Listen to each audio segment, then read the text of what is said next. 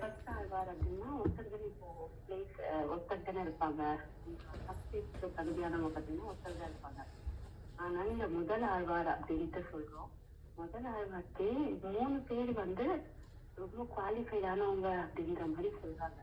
ஏன்னா அந்த 3 பேருமே வந்து ஒருத்தருக்கு ஒருத்தர் கம்மியும் கிடையாது, எல்லாமே வந்து ஈக்குவலா பண்ணுவாங்க. கடவுள் மேல அன்புல இருந்து எல்லாமே ஈக்குவலா பண்ணுவாங்க அப்படின்னு சொல்லிட்டு சொல்றாங்க.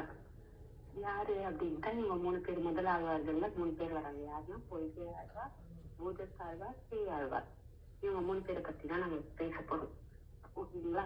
இவங்க 3 பேருடைய பர்த் எப்ப நடந்துச்சு அப்படின்னா துவாபர யுகத்திலேயே நடந்துருச்சு. துவாபர யுகம் வந்து நடந்து 8,62,901 years ஆன அப்புறம் இவங்க 3 பேரும் பிறக்கிறாங்க. அதுக்கப்புறமா வந்து கொஞ்சம் இயர்ஸ் வாழ்றாங்க. அப்புறமா ஃபுல்லா போயிட்டு கிருஷ்ணரோட சரித்திரம் எல்லாம் முடிஞ்சு எல்லாமே அப்புறமா கலியுகம் ஸ்டார்ட் ஆகுது இல்லையா? அந்த மாதிரி சொல்லப்படுறது. இந்த துவாபர யுகத்துல இவங்க வந்து 3 பேரும் பிறக்கிறாங்க. எப்படி பிறக்கிறாங்க அப்படின்னா இவங்க தான் எல்லா ஆழ்வாருக்குமே வந்து ஒரு ஒரு ரோல் மாடல்லே சொல்லலாம். இவங்க தான் வந்து ஸ்டார்ட் பண்ணி விட்டதே. யாரு அப்படின்னா வந்து இந்த 3 ஆழ்வார், பொய்கை ஆழ்வார், பூதத்தாழ்வார், பேய் ஆழ்வார். பொய்கை ஆழ்வார் வந்து ஃபர்ஸ்ட் எப்படி பொறுக்கிறாரு அப்படின்னா பாண்டிச்சன்யம் நம்ம வந்து சங்கு விஷ்ணு பகவான் வந்து ஒரு சங்கு வச்சிருப்பாரு இல்லையா? அதுக்கு பேர பாண்டிச்சன்யம். அதை வந்து எப்படி சொல்றாங்க, இந்த ஆடி மழைக்காலனால வந்து அந்த ஒரு பூசு பாத்திரத்துல வந்து மழை வந்து எப்படி பெய்யுது அப்படின்ற மாதிரி சொல்லும் போது ஆடார் வந்து ரொம்ப அவ்வளோ நல்லா எக்ஸ்பிளைன் பண்ணியிருப்பாங்க. யாரை பத்தி அப்படின்னா விஷ்ணுவோடைய விஷ்ணு பகவான் கிட்ட இருக்கிற அந்த இடி எப்படி வருது, மின்னல் எப்படி வருது, அப்புறமா அந்த அவங்களுடைய வில்லு வந்து பாண்டிட்டு எப்படி தரமழையா கொட்டும், அந்த மாதிரி ஒரு மாதிரி ரொம்ப ரொம்ப சுவாரஸ்யமா ரொம்ப அழகா அந்த நம்ம வந்து சொல்லியிருப்பாங்க. உங்களுக்கு வந்து நான் அப்புறமா வந்து ஒரு பாத்திரமும் எடுக்கலான்னு இருக்கேன். அதுக்கு முன்னாடி வந்து இப்போ நான் சொன்னேன் அந்த மாதிரி அவங்க வச்சிருக்க அந்த பாண்டிச்சன்யம் அந்த சங்கு வந்து பூமியில வருது. பூமியில வந்து எங்க விழுந்தாலும் திருநெங்கநல் அப்படின்ற ஒரு கிராமத்துல இருக்க ஒரு பாண்டு மேல விழுது. அந்த பாண்ட் பேர் என்னன்னா வந்து நான் சொல்றேன். அந்த பாண்ட் அந்த பாண்ட்ல வந்து விழுந்த அந்த பாண்ட்ல வந்து ஒரு கோல்டன் கலர்ல சொன்னோம் ஓப்பன் ஆகும். இப்போ நம்ம முருகர் கதையை சொல்லும் போது கூட நான் சொன்னேன் இல்லையா, முருகர் வந்து கங்கையில விழும்போது அவருடைய லோட்டஸ்ல அப்படியே வந்து விழுந்தாரு அப்படின்ட்டு. அவர் எங்க விழுந்தாரு? பொய்கை ரிவர்தானே. அப்போ இவ்வளோ வந்து அந்த பொய்கை ஆட்சியில தான் வந்து அந்த பொய்கை பாண்ட்ல தான் வந்து விழுறாரு. அந்த மாதிரி ஒரு கோல்டன் லோட்டஸ்ல வந்து அந்த பாண்டிச்சன்யம் வந்து அந்த தங்கு வந்து விழுந்து அந்த விழுந்து அங்க வந்து சுத்தி பாப்பா ஃபார்ம் ஆகுது. அதுதான் வந்து அவங்கதான் வந்து பொய்கை ஆழ்வார். ஏன்னா பொய்கைன்ற ரிவர்ல விழுந்ததுனால அவர் பொய்கை ஆழ்வார் அப்படின்ற மாதிரி எழுதிட்டாங்க. எப்போ நடந்தது அப்படின்னா ஐப்பசி மாசம் திருவோணம் நட்சத்திரத்துலதான் வந்து இவர் வந்து இங்க வந்து அவதாரம் பண்ணாரு நம்ம பூமியில வந்து. யாரு அப்படின்னா கான்ஷல் அந்த சங்கு விஷ்ணு பகவான் கிட்ட இருக்க சங்கு. இப்போ அந்த இடம் எங்க இருக்கு அப்படின்னா காஞ்சில இருக்கு. காஞ்சில வந்து சொன்ன வண்ணம் செய்த பெருமாள் அப்படின்ற ஒரு டெம்பிள் அங்க இருக்கு. அந்த டெம்பிள்ல வந்து பொய்கை ஆழ்வாரை வந்து பயங்கரமா வச்சு ரொம்ப நல்லா கொண்டாடிட்டு இருப்பாங்க. ஏன்னா அவருடைய பிறந்த ஊர் இல்லையா அது அப்படின்னு சொல்லிட்டு காடு எப்படி சூஸ் பண்ணிருக்காங்க பாத்தீங்கன்னா தமிழ்நாட்டுல காஞ்சிபுரத்துல ஃபர்ஸ்ட் ஒரு ஆழ்வாரை வந்து செலக்ட் பண்ணிருக்காங்க. அவங்களுக்கு நல்ல சான்ஸ்கிரிட்டும் நல்லா தெரியும், செம்மொழியான தமிழ் மொழியும் நல்லா தெரியுற மாதிரி பாசுரங்கள் எல்லாம் நம்மளுக்கு கொடுத்துருக்காங்க.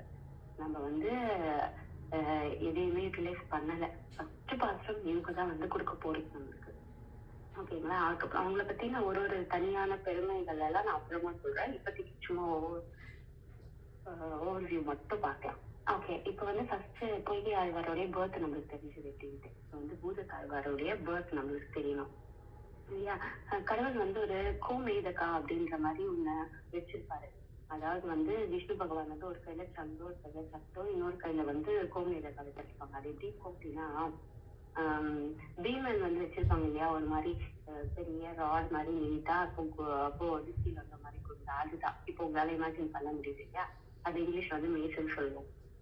அது வந்து அந்த மாதிரி ஒரு ஒரு பகவான், ஒரு விஷ்ணு பகவானுடைய ஒரு ஒரு ஆயுதம் வந்து கீழே வந்து பூமியில வந்து விழுது. எங்க விழுது அப்படின்னா திருக்கடல் மல்லை.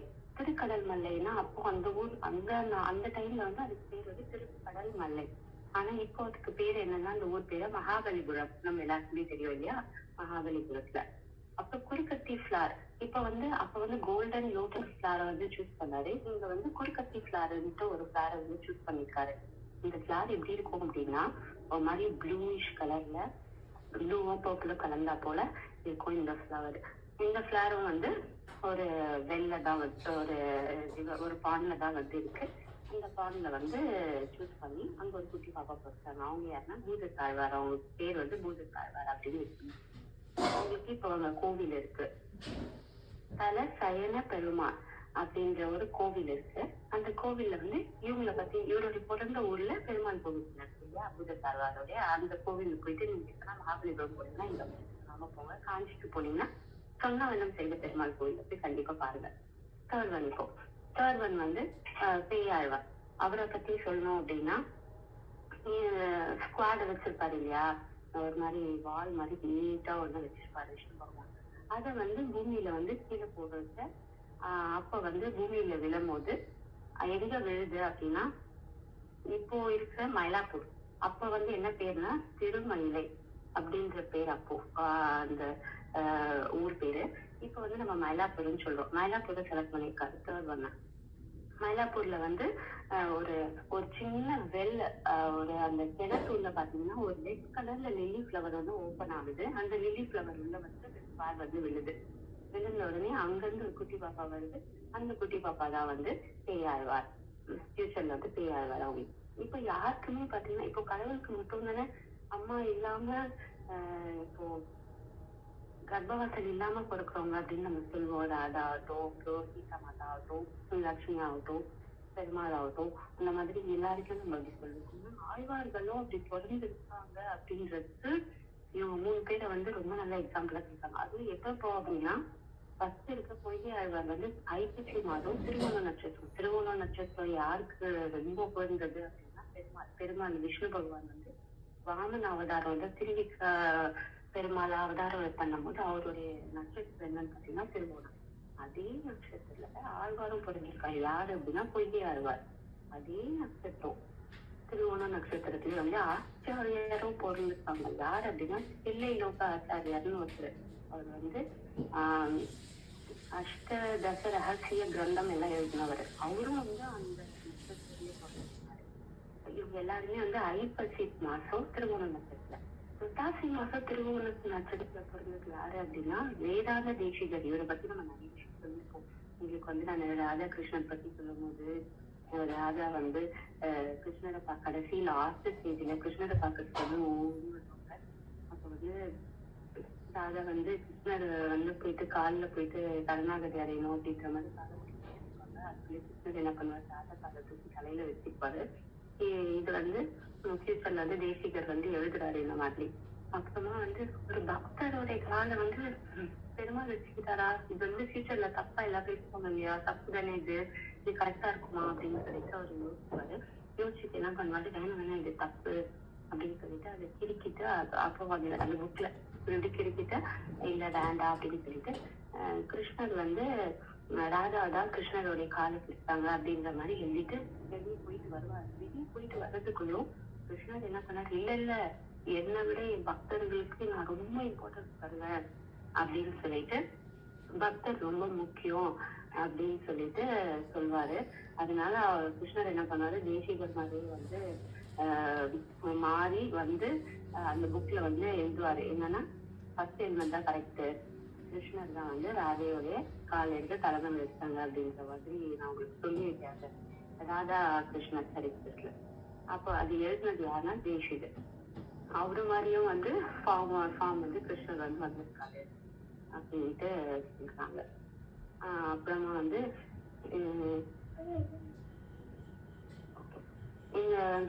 இந்த நட்சத்திரத்துக்கு அவ்வளவு ஒரு பெருமை இருக்கு. திருவோணம் நட்சத்திரம் அது வந்து பெருமாளுக்கு ரொம்ப உகந்தது. ஆனா சிவன் நட்சத்திரம், சிவன் சிவாஜி நட்சத்திரம் என்னன்னா அதுவும் திருவந்தன ஸ்டார்ட் ஆகும். திருவாதிரை. கரெக்ட், திருவாதிரை. சிவாஜி வந்து திருவாதிரை நட்சத்திரம். நடராஜருக்கு கரெக்ட் கரெக்ட். ஆறுதல் அரிசியிலே வந்து டெக்கரேட் பண்ணியிருப்பாங்க. அந்த மாதிரி அந்த நட்சத்திரத்துக்கு வந்து அவ்வளோ ஒரு இது இருக்கு. சிவன் வந்து திருவாதிரை, விஷ்ணு திருவோணம் அப்படின்ற மாதிரி சொல்லுவாங்க. இது எந்த நட்சத்திரத்துக்கும் திருன்ற மாதிரி எல்லாம் வராது. இந்த 2 நட்சத்திரத்துக்கு மட்டும் ஏன்னா காடை பண்றதுனால அது ரொம்ப வந்து ஃபேமஸ் பண்ணிட்டுன்னு சொல்லுவாங்க. அந்த நட்சத்திரத்துல அந்த ஆழ்வார்களும் பிறந்திருக்காங்க, ஆச்சாரியர்கள் பிறந்திருக்காங்க, தேசிகர், அந்த மாதிரி எவ்வளவு பேர் வந்து நிறைய நல்ல நல்ல கஷ்டங்கள் எல்லாம் நமக்கு கொடுத்துருக்காங்க அப்படின்ட்டு சொல்லப்படுறது. இவங்க 3 பேருமே பாத்தீங்கன்னா திருவோணம், திருவோணத்துக்கு அப்புறம் அவிட்டம், அவிட்டனுக்கு அப்புறம் சதயம், இந்த மாதிரி 3 நட்சத்திரம் அடுத்தடுத்த நட்சத்திரத்திலே பிறந்தாங்க. திருவோணம் மட்டும் திருவோண நட்சத்திரம் பொய்கை ஆழ்வார் வந்தாரு செகண்ட் அந்த கான்ஷியல்ல இருந்து. செகண்ட் வந்து அந்த கோமேத கால இருந்து யார் வந்தாங்கன்னா அதே ஐப்பசி மாதம் அவிட்டம் நட்சத்திரத்துல வந்து பிறந்தாங்க பூதத்தாழ்வார். அதுக்கப்புறமா அதுக்கு அடுத்த நட்சத்திரம் குவாட்ல இருந்து யார் பிறந்தாங்கன்னா அதே ஐப்பசி மாசம் சதய நட்சத்திரம். இந்த மாதிரி 3 பேரும் ஒன்னா பிறந்தாச்சு. இப்போ ஒன்னா பிறந்துட்டு இவங்க 2 பேர் அப்படியே நம்ம நினைக்கிற மாதிரி அவங்களுக்கு எல்லாம் வந்து டக்குன்னு எல்லாம் அப்படியே கொஞ்சம் பெருசாயிட முடியும் இல்லையா, அந்த மாதிரி கொஞ்சம் ஒரு சின்ன பாலகன் மாதிரி அந்த சைஸ்க்கு பெருசாயிட்டாங்க. பெருசாயிட்டு அவங்க என்ன பண்றாங்க, நம்ம வந்து இப்போ ஏதாச்சும் ஒரு ஆசிரமத்துல வந்து நம்ம போயிட்டு இருந்ததுதானே அங்க தானே நம்ம எல்லாமே கத்துக்க முடியும். இப்போ பாடசாலை எல்லாம் போயிட்டாங்க கத்துக்க முடியும். ஸோ அப்படின்ட்டு இவங்க 3 பேரும் என்ன பண்றாங்க, ஃபர்ஸ்ட் வந்து பொய்கை ஆழ்வார் தான் சூஸ் பண்றாரு. என்னன்னு மிருகண்ட முனிவருடைய ஆசிரமத்தை வந்து சூஸ் பண்றாங்க. அந்த ஆசிரமத்தை சூஸ் பண்ணி அவர் போறாரு. அது எந்த ஊர்ல இருக்கு அப்படின்னா திருக்கோவலூர்ல இருக்கு. திருக்கோவலூர் அந்த ஊர். அது வந்து காட்ஸோடைய பிளானா தான் இருக்கும் கண்டிப்பா. ஏன்னா காட் வந்து அந்த இடத்துல வர வைக்கணும்ல அப்படின்னு நினைச்சிருக்காரு போல. அதனால இவங்க வந்து என்ன பண்றாங்கன்னா பொய்கை ஆழ்வார் வந்து அந்த இடத்துல சூஸ் பண்ணிட்டு மிருகண்ட முனிவருடைய ஆசிரமத்துக்கு போறாங்க. மிருகண்ட முனிவர் ஆசிரமம் போனா அதுவா ரொம்ப சின்ன ஆசிரமம், குட்டியா இருக்கு. அங்க இருக்கவங்க வந்து இவங்களை வந்து வெல்கம் பண்ணிட்டு ஆசிரமத்துல வந்து ஒரு இடம் ஒண்ணு கொடுக்குறாங்க. அந்த ஒரு ஹட்டு குட்டியா இருக்கும். அந்த ஹட்ல வந்து பாத்தீங்கன்னா ஒருத்தர் தான் இருக்க முடியும், அந்த அளவுக்கு தான் இருக்குமே ஸ்பேஸ். சரி இவர் வந்து அந்த கொஞ்சம் ஒரு நாள் என்ன பண்றாரு, அந்த இடத்துல படுத்துக்கிட்டாரு. படுத்துக்கிட்டு நைட் ஆயிடுச்சு. ஸோ நைட் ஆயிடுனால படுத்துக்கிட்டாரு. காலையில ஆகுது. காலையில ஆன உடனே பொய்கை ஆழ்வார் வராரு. பொய்கை ஆழ்வார் வந்து இப்போ வந்து கடவுளுடைய ஆசீர்வாதத்துல அவரும் வந்து மிருகண்ட முனிவருடைய ஆசிரமத்துக்கு தான் போகணும், திருக்கோவிலுக்கு போகணும். அவரும் வந்து அப்பெல்லாம் எந்த ஃபெசிலிட்டியும் இல்லை இல்லையா, நடந்துதானே வரணும். ஸோ அவர் நடந்து வந்து ரீச் ஆகிறாரு. ரீச் ஆயிட்டு அங்க வந்து போனோடனே உடனே ஒரே சிரித்த முகத்தோட இருக்காது. யாரே பொய்கை ஆழ்வார். பொய்கை ஆழ்வார் என்ன பண்ணாங்க, வெல்கம் பண்ணாங்க. வாங்க வாங்க ஆசிரமத்துல இருந்துக்கலாம் அப்படின்ட்டு வெல்கம் பண்ணாங்க. அதுவா சின்ன வீடு, குட்டி இடம், ஒருத்தர் மட்டும்தான் இருக்க முடியும். அவ்வளோ சின்ன வீடு. இப்ப இவங்க வந்த உடனே 2 பேரும் என்ன பண்றாங்க, படுக்க தெரியல உட்காந்துட்டாங்க. 2 பேரும் உட்காந்த மாதிரி இருக்காங்க. இது நம்ம உட்காந்து சும்மா ஊர்க்கதை பேசாம இவங்க 2 பேரும் என்ன பண்றாங்க அப்படின்னா கிருஷ்ணருடைய பாஸ்ட், அவருடைய பக்தி பத்தியோ அவருடைய பாஸ்ட் விஷயங்கள்லாம், இப்படி பண்ணாரு அப்படி பண்ணாரு, பெருமாள் விஷயம் இப்படி பண்ணாரு, ராமராவது அடுத்து எப்படி பண்ணாங்க, கிருஷ்ணராவது அடுத்து எப்படி பண்ணாங்க அப்படின்னு அவங்கள பத்தி பெருமைகள் எல்லாம் பேசிட்டு நல்லா உட்காந்து பேசிக்கிட்டு கடவுளுடைய புராணத்தையே பாடிக்கிட்டு அதே டைம் போயிடுச்சு. இப்போ நைட்டு தூங்கல ஓகேங்களா. இப்போ இந்த மாதிரி டைம் போயிடுச்சு. நெக்ஸ்ட் டே மார்னிங் சன்ரைஸ் ஆகுது. நெக்ஸ்ட் டே மார்னிங் சன்ரைஸ் ஆகுதுன்னு ஸ்ரீஆழ்வார் வராரு. அவரு வந்து மிருகண்ட முனிவருடைய ஆசிரமத்தை சூஸ் பண்ணி வராரு திருக்கோவில். வந்துட்டு அவரும் ரீச் பண்ணாங்க. இவங்க 2 பேருமே அவ்வளோ சந்தோஷமா வெல்கம் பண்றாங்க. நம்மளுக்கே அளவுல எப்போ உட்காந்துதான் இருக்கும் இருந்தாலும் அப்படின்ற மாதிரி யோசிப்பாங்க. அவங்க வந்து ரொம்ப நல்லா வெல்கம் பண்றாங்க. இவங்க வெல்கம் பண்ணிட்டு வாங்க வாங்க நம்ம 3 பேரும் நின்றுக்கலாம். ஏன்னா ஒருத்தர் படிக்கிற அளவுக்கு தான் நிற்கும். ஸோ நம்ம 3 பேரும் நின்றுக்கலாம். இவங்க 2 பேரும் உட்காந்துட்டு இருந்தாங்க. ஃபர்ஸ்ட் நம்ம படுக்கிற அளவுக்கு இடம் இருந்தது. அப்புறமா 3rd பர்சன் வந்த உடனே 2 பேரும் நம்ம 3 பேரும் இன்னும் இல்லை அப்படின்னு சொல்லிட்டு அவங்க வீட்டுல வந்து நிற்க மட்டும்தான் நம்ம 3 பேரும் நின்றுக்கிறாங்க. நின்றுட்டு அப்பயும் வந்து லாஸ்ட் நைட் என்ன பண்ணாங்கன்னா, நீங்க வந்து கடவுள் சந்தோஷமா இருந்தாங்க. அதே மாதிரி இப்பயும் கிருஷ்ணர் பத்தின விஷயங்கள் எல்லாம் பேசிட்டு ரொம்ப ஹாப்பியா இருக்காங்க. எங்களுக்கு அந்த டே போனதே தெரியல. அந்த டே முடிஞ்சது. இப்போ நெக்ஸ்ட் டே ஆகுது மாதிரி. இப்போ ஃபோர்த் பர்சன் வந்து என்ன பண்ணுவாங்க, நீங்களே கொஞ்சம் யோசிச்சு பாருங்க. ஃபோர்த் பர்சன் தான் ஒண்ணுமே பண்ண முடியாது. இதை பார்த்து இந்த லாஸ்ட் விஷயம் என்ன பண்றாரு, நம்ம போலாம் அப்படின்னு சொல்லிட்டு அவர் வராது. பட் எங்களுக்கு யாருமே தெரியல.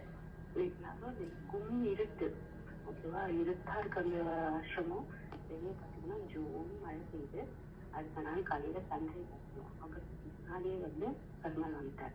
வந்துட்டு யாரோ ஒருத்தர் இவங்க வந்து அப்படியே தள்ளுற மாதிரி இருக்கு, நெடுக்கிற மாதிரி இருக்கு.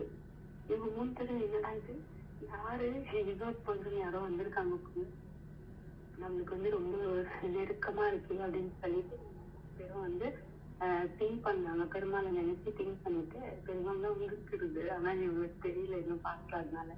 இவங்க என்ன பண்ணாங்க, லைட் வேணும் இல்லையா, நம்ம லேண்ட் பண்ணுவோம், லேண்ட் ஏற்றணும், லைட் இருந்தா தானே நம்மளால பார்க்க முடியும் யாருன்னு சொல்லிட்டு இவங்க 3 பேரும் ஒரு பாட்டு ஃபர்ஸ்ட் பாத்ரூம் எழுதுறாங்க. என்னன்னா வந்து லெஃப்ட் லேம்ப், ஏர்த்தை வந்து ஒரு கண்டெய்னரா வச்சு, ஓஷனை வந்து ஃப்ரீயா வச்சு, சன்னை வந்து லைட்டா வச்சு ஒரு பாத்ரூம் வந்து ஸ்டார்ட் பண்றாங்க. அந்த பாத்ரூம் ரொம்ப ஃபேமஸான பாத்ரூம். இன்னும் அது கிளியரா படிக்கல, நான் படிச்சு உங்களுக்கு ஒருத்தரை பத்தி தனியா சொல்லும் போது அவங்கள பத்தி நான் நிறைய விஷயத்துல இந்த மாதிரி பாத்ரூம் வந்து ஸ்டார்ட் பண்றாங்க 3 பேரும்.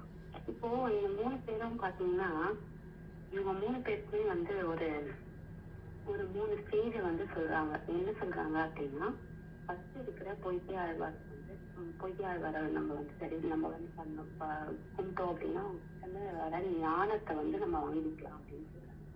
செகண்ட் இருக்க பூத தாழ்வாரை வந்து நம்ம தரிசனம் பண்றது தான் வந்து ரொம்ப அவரை வந்து நம்ம இது பண்ணோம், வர்ஷிப் பண்ணோம் அப்படின்னா அவர்கிட்ட நல்ல தரிசனம் பண்ணிக்கலாம் அப்படின்னு. தேர்ட் பேய் ஆழ்வார், அவர்கிட்ட இருந்து நம்ம வந்து நல்ல பக்தி பண்ணணும் அப்படின்னா நம்ம நல்ல பிராப்தி அடைவோம் அப்படின்னு சொல்றாங்க. இப்போ 3 பேருக்கும் ஒண்ணு சொல்லிட்டாங்க, ஒரு நிலை அப்படின்ற மாதிரி சொல்றாங்க. ஃபர்ஸ்ட் வந்து ஞானம், பொய்யாளர் வந்து கடவுளை வந்து அறிவே, நம்ம கடவுளை வந்து அறியணும் அப்படின்ற மாதிரி அவரு வந்து பக்தி. 2வது பூத தாழ்வார், தரிசனம் பண்ணணும், கடவுளை நம்ம எப்படியாச்சும் பார்த்துடணும் அப்படின்ற ஒரு நிலை அவருக்கு. பிராப்தி, கடவுளை நான் அடைஞ்சிட்டேன் அவ்வளவுதான் அப்படின்ற மாதிரி, கடவுளை பார்த்துட்டேன் அப்படின்ற மாதிரி பேயாழ்வாருடைய நிலையா இருந்துச்சு. அதுதான் சொல்றாங்க. ஃபர்ஸ்ட் வந்து பரபக்தி, அதுதான் வந்து ஞானம். ஞானம்னா யாரு, பொய்யாழ்வார். பொய்யாழ்வாருடைய பக்தி பேர் என்னன்னா பரபக்தி. நெக்ஸ்ட் பூதத்தாழ்வாருடைய பக்தி பேர் என்னன்னா பரதி ஞானம். நெக்ஸ்ட் தேர்ட் ஒன் பேயாழ்வாருடைய பக்தி பேர் என்னன்னா பரமபக்தி. இவங்க 3 பேரும் ஈக்குவலா 100 பாசுரத்தை வந்து எழுதுறாங்க. 100 பாசுரத்துக்கும் பரபக்தி பத்தியும் பரஞானம் பத்தியும் பரமபக்தி பத்தியும். தேர்ட் ஒன் பேயாழ்வாரை வந்து கொஞ்சம் ஃபேமஸ் இவங்க எல்லாம் கம்பேர் பண்ணும்போது. என்னன்னா இவங்க 3 பேரும் வந்து கடவுள் எப்படி இருப்பாரு அப்படி இருப்பாருன்ற மாதிரி தான் கடவுள் அடையணும்ன்ற மாதிரி அவங்க 2 பேரும் பாசுரம் எழுதுனது. அது பொய்யாழ்வாரும் பூதத்தாழ்வாரும். ஆனா பேயாழ்வார் எப்படி எழுதியிருக்காரு அப்படின்னா, நான் கடவுளை பார்த்துட்டேன், கடவுள் வந்து காட்சி கொடுத்துட்டாருன்னா அவர் கை எப்படி இருந்தது, அவர் ஃபேஸ் எப்படி இருந்தது, அவர் கையில என்னென்னலாம் வச்சிருந்தாரு, அவர் எப்படி ட்ரெஸ் பண்ணியிருந்தாரு. இப்போ ஒரு கிருஷ்ணா அப்படின்னா நம்மளுக்கு வந்து ஒரு இது இருக்கு இல்லையா, கிருஷ்ணர் எப்படிதான் இருப்பாருன்னு சொல்லிட்டு இந்த ஆண்டாளுடைய பாசுரத்தை பார்த்தா சான்ஸ் இல்லை. நம்மளுக்கு வந்து கிருஷ்ணர் யாருன்னே தெரியாம நம்ம ஃபுல்லா பிளாங்கா நம்ம வந்து இருக்கோம் அப்படின்னா, ஆண்டாளுடைய பாசுரத்தை பேச கிருஷ்ணர் எப்படி இருப்பாரு, கார்மேக வண்ண கண்ணா அப்படின்னா ஃபுல்லா ரொம்பவே பிளாக்கா இருப்பாரு. இந்த மாதிரி பிளாக்கா இருக்கிற அவருக்கு எப்படி எல்லாம் ஃபேஸ் எல்லாம் இருக்கு அப்படின்ற மாதிரி சூப்பரா வரையிருப்பாங்க. அவ்வளோ அழகா இருப்பாங்க. நிச்சயமாக பாசு நம்ம பசங்க கண்டிப்பா சொல்லி தரணும். ஆண்டாளுடைய பாசுரம்லாம் அதை கேட்க எனக்கு ரொம்ப பிடிச்சிருந்தது. அந்த மாதிரி இந்த தேர்ட் ஆழ்வார் பேயாழ்வார் என்ன பண்றாரு அப்படின்னா, கடவுள் வந்து இப்படிதான் விஷ்ணு பகவான் இப்படிதான் இருப்பாரு, அவருடைய ஸ்ட்ரக்சர் ஃபுல்லா வந்து பாசுரத்துல. அதனால இவங்க ஃபர்ஸ்ட் எழுதினவங்க வந்து முதலாம் திருவந்தாதி, 2ஆம் திருவந்தாதி, 3ஆம் இருக்கவங்க 3ஆம் திருவந்தாதி. அந்த மாதிரி 3 பேரும் வந்து திருவந்தாதி எழுதிட்டு அதை வந்து அவங்க எல்லாம் எவ்வளவு பேர் எழுதுறாங்க. அதை வந்து ரீச் பண்றதுக்கு தான் பின்னாடி வந்து ஆச்சாரியர்கள் வராங்க. அவங்க வந்து அந்த கிரந்தத்தை வந்து டிரான்ஸ்லேட் பண்ணி அதர் லாங்குவேஜஸ்க்கெல்லாம் கொண்டு போய் இது எல்லாரும் வந்து நம்ம மக்கள் எல்லாருமே வந்து இதெல்லாம் தெரிஞ்சுக்கணும், இதெல்லாம் கடவுளை பத்தியும் இன்னும் ஞானம் அவங்களுக்கு வரணும் நம்ம பார்க்கணுன்ற ஒரு இன்ட்ரெஸ்ட் வரணும் அப்படின்ற மாதிரி அவங்கள நம்மளுக்கு நல்ல நல்ல லாங்குவேஜ் கொடுப்பாங்க. இவங்க நம்மளுக்கு என்ன சான்ஸ்கிரிட் தெரிஞ்சாலும் தமிழ்லயே அவ்வளவு சூப்பரா கொடுத்துருக்காங்க. பட் தெரியாலும் தமிழ்ல நம்மளுக்கு படிச்ச அந்த அளவுக்கு மீனிங்கோடவே வர அதுக்கப்புறம் வர அர்த்தத்தை வந்து தமிழுக்கே மீனிங் கொடுத்துருக்காங்க. நம்ம எல்லாம் வந்து படிக்கணும், நம்ம எல்லாம் வந்து கடவுளை பத்தி தெரிஞ்சுக்கணும் அப்படின்னு சொல்லிட்டு அந்த மாதிரி ஆழ்வார் வந்து அவர் வந்து பையன் தகலியா அப்படின்ற மாதிரி ஸ்டார்ட் பண்ணுவார் அவருடைய பாத்திரம். யாரு பொழுது ஆழ்வார் செகண்ட் பூத ஆழ்வார் வந்து அன்பே தகலியா, கடவுள் வந்து அன்பு அன்பு ரொம்ப அதிகமா வச்சு அவர் வந்து பாத்திரம் ஸ்டார்ட் பண்ணுவார், அன்பே தகலியான்னு. தேர்ட் இருக்கிற ஆழ்வார் வந்து திருக்கண்டேன் பொன்மேனி கண்டேன் அப்படின்ற பாசுரத்தை வந்து ஸ்டார்ட் பண்றாரு. கடவுளை வந்து இப்படிதான் இருப்பாரு, இப்படிதான் இருக்காரு, நான் பார்த்துட்டு இப்படிதான் இருக்காரு அப்படின்ற மாதிரி 3 பேரும் வந்து சூப்பரா வந்து அழகா எழுதியிருப்பாங்க. இன்னமும் கோவில்கள்லாம் போனீங்கன்னா உற்சவம் நடக்குது அப்படின்னா 3 பேருக்குமே ஈக்குவலி 3 பேருமே பிறந்ததுதான் நெக்ஸ்ட் நட்சத்திரமே